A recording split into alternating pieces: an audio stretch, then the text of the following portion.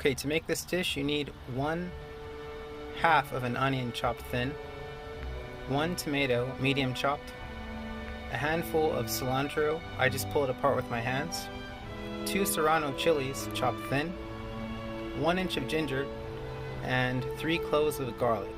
The garlic and ginger should be crushed, but I don't have the ability to push hard on this table, so I just chopped it pretty thin and tried to crush it. You also need 1 can of pink salmon, salt, olive oil or any cooking oil you like, and curry powder. Okay, the first thing you want to do is brown the chilies and onion together, and as you see, the onions are browned very nicely, and this will make or break your curry. This also takes a very long time to achieve such a beautiful browning of the onions, and that is how you want it to look for a good curry, any type of curry.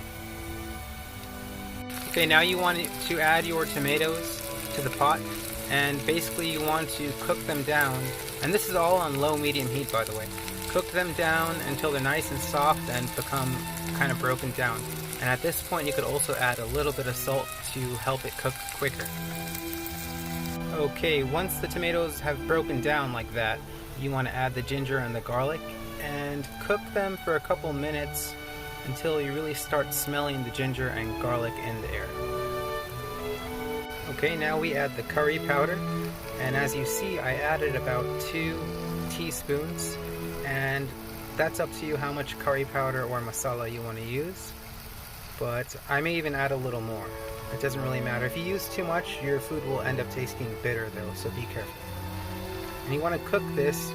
You can't make curry with raw spices, so you got to cook this for a couple minutes. And I will add a little water soon as well. And a correction, by the way, you do not add any salt to this dish because the can of salmon has salt in it already. If you add salt, you will oversalt your food. Okay, I added the can of salmon with everything in it, the bones, the skin, and all the juice in the can. I added a little splash of water because it's kind of drying out. And as you see, I stirred it to mix the curry and everything together, but you do not want to stir it too hard.